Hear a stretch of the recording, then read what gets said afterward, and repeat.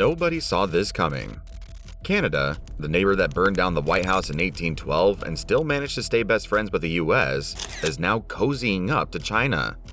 Since 2020, Canada-China trade has surged by 37%, while U.S. Canada relations hit a 50-year low, according to Pew Research. Chinese investment in Canadian critical minerals has tripled, leaving American companies locked out and in denial. But how did this happen? Simple. The U.S. got complacent. While Washington was busy pushing the America First policy, Ottawa was signing deals with Beijing, strengthening ties with Brussels, and even flirting with Moscow over Arctic energy. As you'll later find out, Trump's tariffs, which meant to bolster America's economy, have backfired spectacularly. Instead of strengthening ties, they've pushed Canada to become a free agent, shopping its loyalty to the highest bidder. What's worse, Washington is too distracted by culture wars to notice the shift. Let's dive into the chain of events that transformed Canada from America's steadfast ally into a strategic partner for its greatest rivals, and uncover what this means for the future of global power dynamics.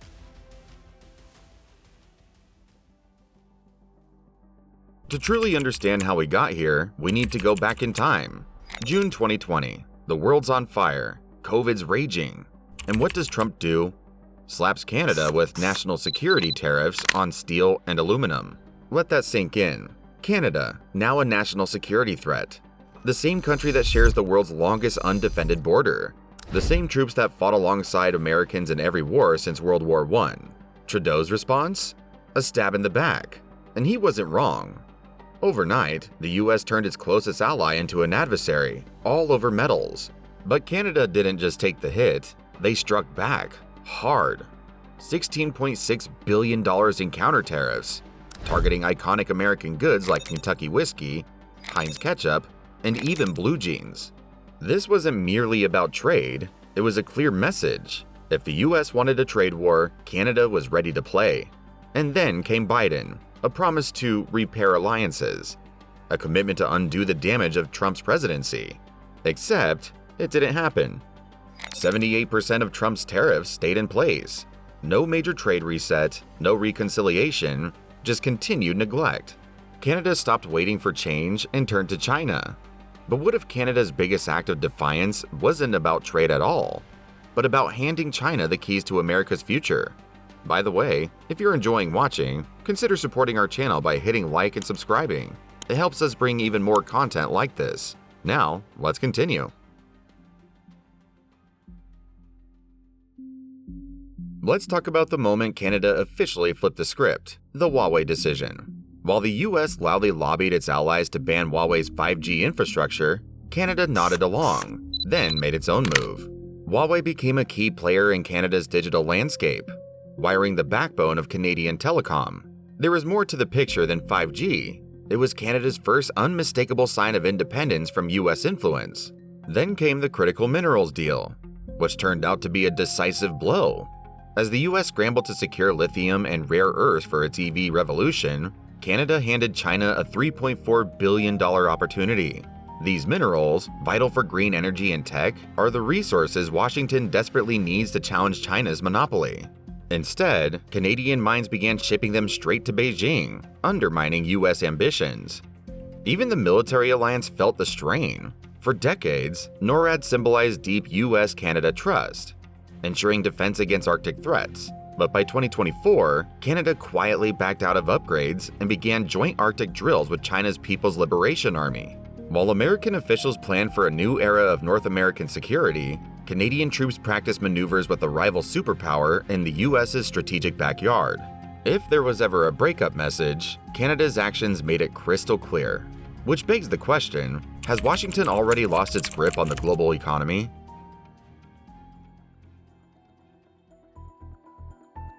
Now, here's where it gets really ugly for Washington. While the US was laser focused on its trade war with China, Canada was quietly forging stronger ties with Europe. Since the CETA deal came into effect in 2017, EU-Canada trade has skyrocketed by 52%. And no, maple syrup and hockey gears weren't on the list. We're talking advanced manufacturing, cutting-edge AI collaborations, and energy agreements that intentionally leave American firms out in the cold. Together, Brussels and Ottawa are building a parallel economic system, one where the US dollar isn't the default currency and Washington's sanctions don't set the rules. The message is clear: they don't need the US as the middleman anymore. But it doesn't stop there. Mexico has been taking notes. The USMCA, once touted as Trump's crowning achievement to solidify North American unity, is unraveling behind the scenes. Mexico has been teaming up with Canada on energy projects that deliberately exclude American companies. Oil, gas, renewables, you name it. Ottawa and Mexico City are dividing the spoils. And why wouldn't they? After years of being ignored in US policy, they've realized something powerful. They're stronger together without the US pulling the strings. But what if Trump's plan to make America great again ends up making China stronger and pushes Canada to help him do it? Here's the harsh truth Washington doesn't want to face. Trump's comeback tour and his proposed 10% universal tariff could be the final blow to U.S.-Canada relations. This isn't another random policy. It's an economic wrecking ball aimed straight at the heart of North America's interconnected supply chains. Auto plants in Michigan that rely on Canadian parts? Done for. Energy grids powered by cross-border electricity? In jeopardy. The integrated economy that took decades to build? On the brink of collapse. All thanks to the same America First rhetoric that started this downward spiral. And surprisingly, Trump's team thinks this will force Canada to come crawling back. They're in for a rude awakening. Canada isn't waiting around to be bullied again. Ottawa has been preparing for this exact scenario since 2020, and their strategy is nothing short of bold.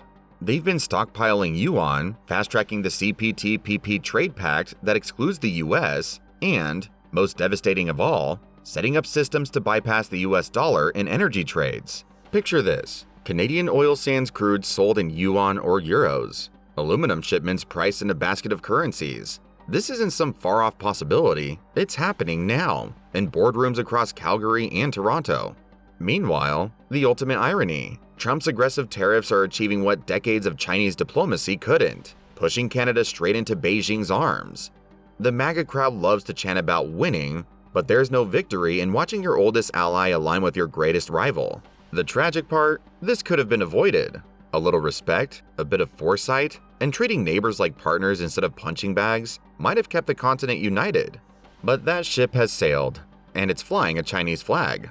Which leads us to the question, did America push Canada too far and hand China the keys to the continent in the process? Fast forward to 2030, and imagine this scenario.